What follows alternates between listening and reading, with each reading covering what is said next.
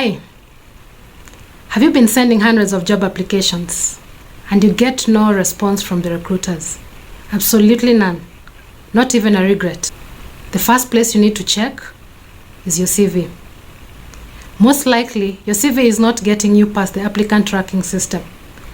Neither is it getting you through the initial screening system put in place by the different recruiters.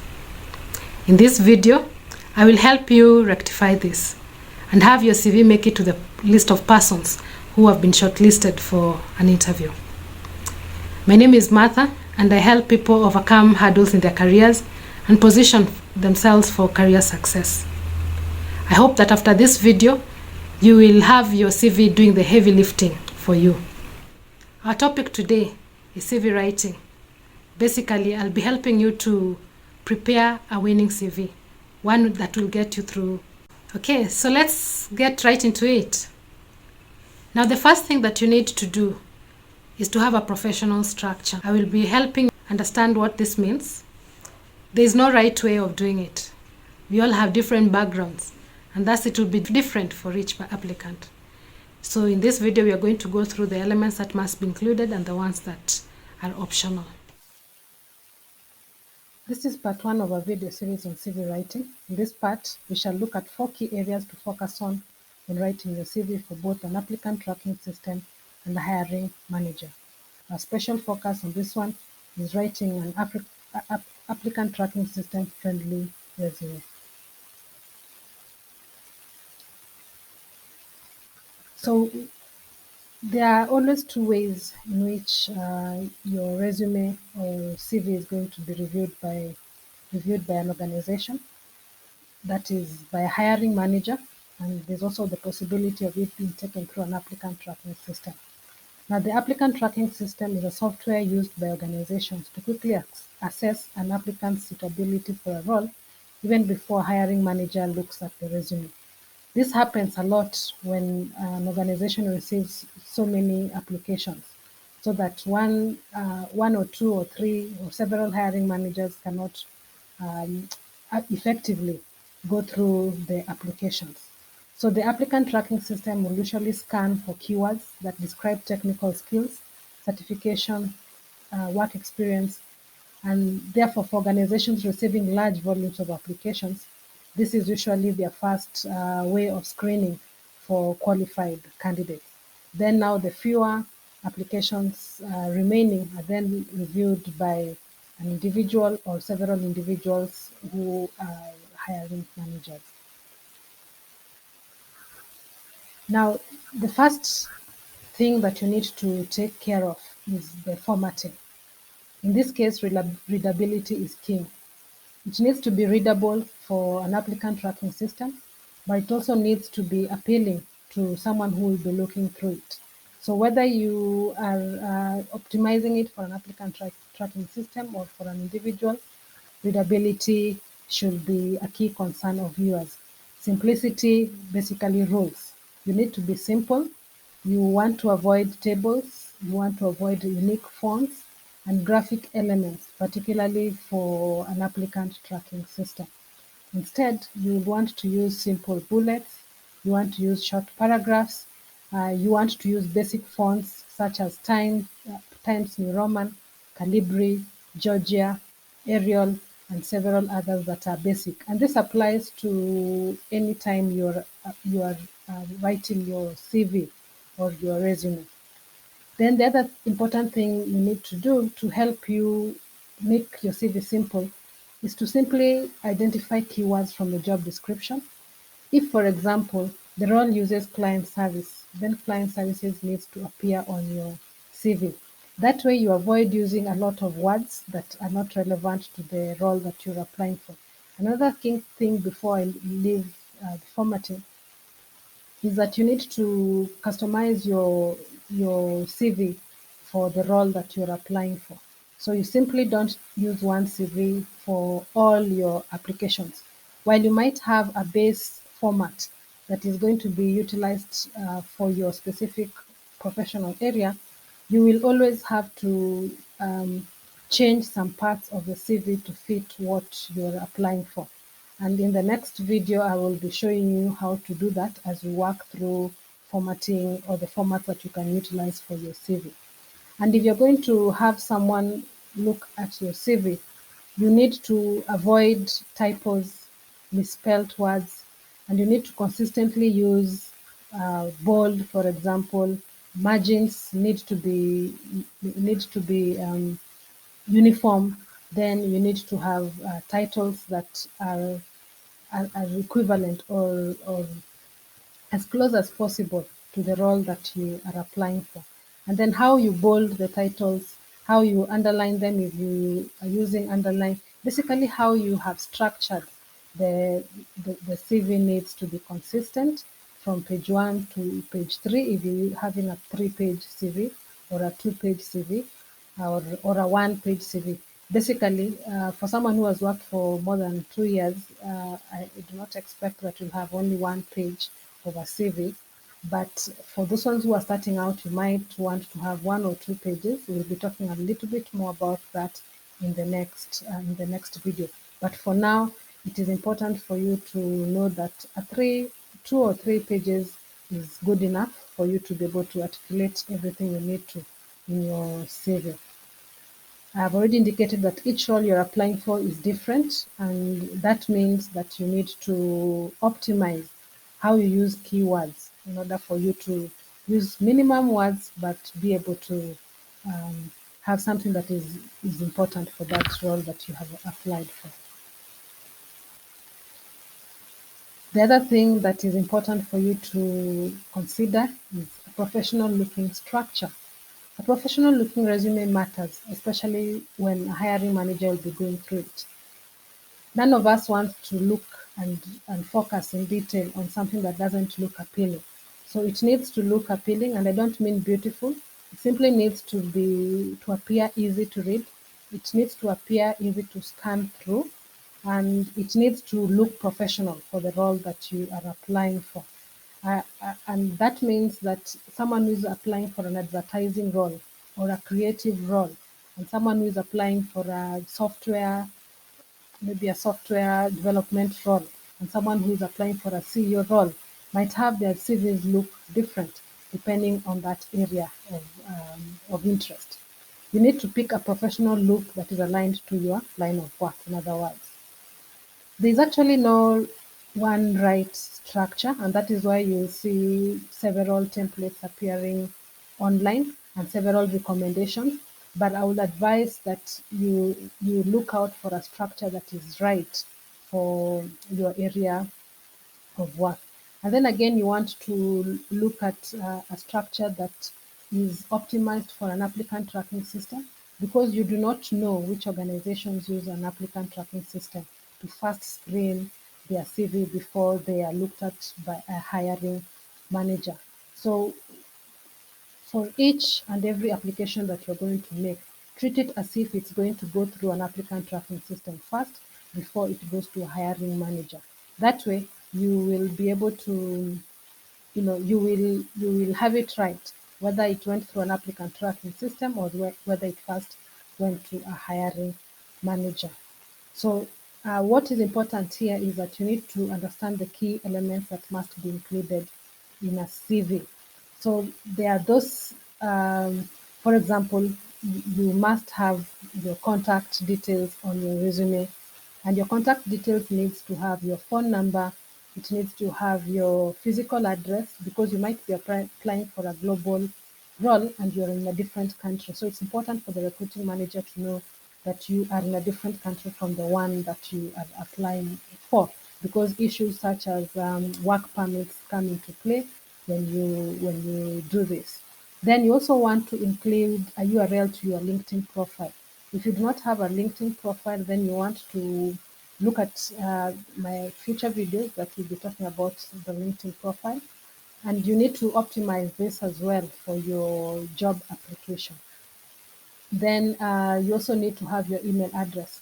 So in other words, the recruiter needs to be able to contact you either by email. They need to be able to review other qualifications that you might have, or basically your work history through your LinkedIn profile. And they should be able to contact you by phone should that be necessary.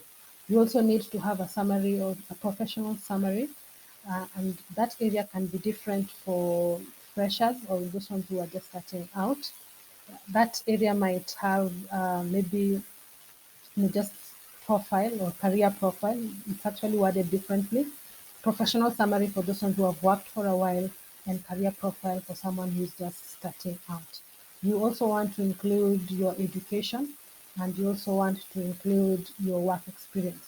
Now, the work experience might come in first if you've worked for a while, because you that is what is going to be most important for a recruiter. So someone wants to know you've worked in a specific area for 3 years, for 5 years, for 10 years, and that is more important for more skilled people. But for those ones who are just starting out, you may start with your education, because at a very minimum level, at entry level, they would want to know whether you're a graduate, a college graduate, or you're a university graduate, or you are a master's graduate. So those ones will be important at that level. Another time that education can come before work experience is if you are applying for an academic role, or if you're applying for a research role, because those two areas will usually put a lot of premium on the level of education compared to these others. But again, as you read through the job description, you should be able to know whether they have put a lot of a premium basically on education or not. And if the premium is on the work experience, then you want to have your work experience coming before your education.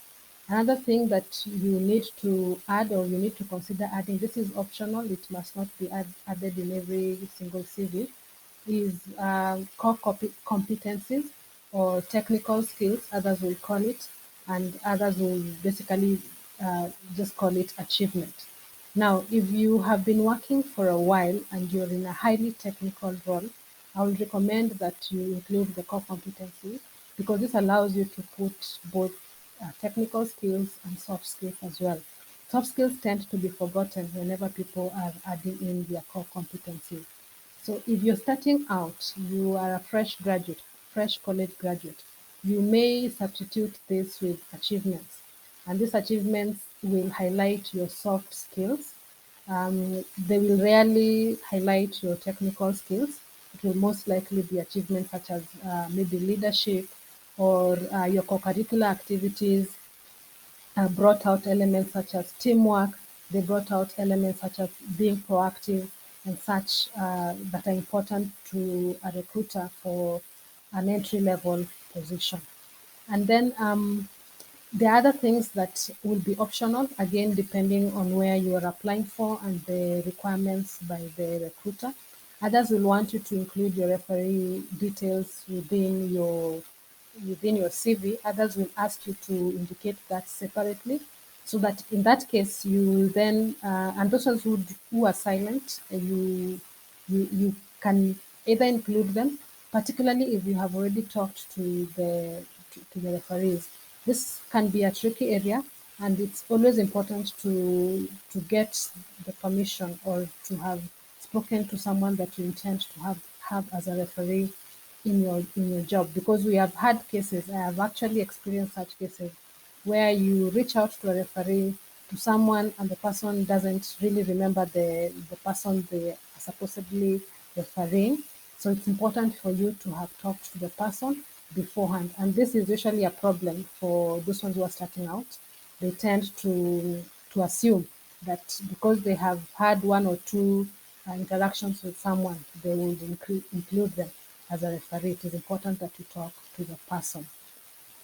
Yeah, so basically, those are some of the elements that are important for you to include in your CV. Let's go to the next one. The other thing that is important is for you to have a CV format that optimizes the situation where you are in. For those ones just starting out, a chronological CV would be best suited for you, because you're going to arrange your education, or your work experience, or your internship experience, or volunteer experience chronologically. And then you can highlight some of the things that you have done or some of the things that you did in your volunteer period or in your internship period. For those ones who have worked a little bit more, you can explore other formats such as functional CVs. But if you're optimizing your CV for an applicant tracking system, you may want to use a chronological format for your CV. And again, I had already talked about the required CV sections. I don't need to review them at this point. Maybe just to emphasize that for those ones who are starting out and they do not have any work experience, you can include your internship or volunteer experience. And one other thing that I did not include in the previous section is adding certifications to your CV. So either within the education section, you may want to include certifications. You also want to include training, and you'll realize that this is important for some of the employers, and they always indicate this in the requirements section. So probably they want you to have psychology certifications, accounting certifications, project management certifications, several others that are important for them.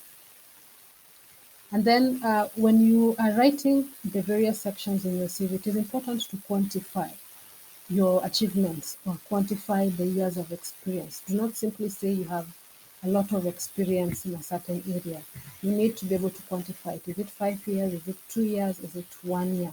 Because this will increase your chances of being flagged by the applicant tracking system because of the words that you have put in. And while others will use artificial intelligence and therefore are able to pick out some of this, even when you don't expressly talk about them, some people might be using the older versions that will require you expressly saying whether you have 3 years of experience, 10 years of experience, or whatever number of experience that you have. Yeah, so let's go to the next one. This is important. I cannot overemphasize this. It is important for you to pay attention to instructions given on how to submit your application. I have received, I have seen this severally that sometimes you have indicated how exactly you want your application to receive your applications. You want to receive them in PDF form, or you want to receive them in Word format, MS Word format, but the applicants basically don't follow that instruction. So for a good number of the applicant tracking systems, the PDFs are friendly, and therefore, if the recruiter has expressly indicated that you send him a PDF, please follow the instructions, and these are well articulated within the advert. Yeah, and just finally, some research. Over 40% of employers use applicant tracking systems, and that tells you that you need to always be on the lookout for the possibility that whichever country you are in, your the job that you're applying for is likely to be put through an applicant tracking system. But it's also possible that several recruiters will be looking through your work. So whichever case it is, this is in support to you utilizing formats that are relevant to an applicant tracking system or an individual who will be looking through your work. And then it's also important to know that 75% will be eliminated at this point if their CV is not compliant to an applicant tracking system. And then the fact that candidates underutilize keywords. So keywords are important whenever you are going to be making applications. And I would like to show you in the next part of the video how you can identify keywords when you're writing your CV.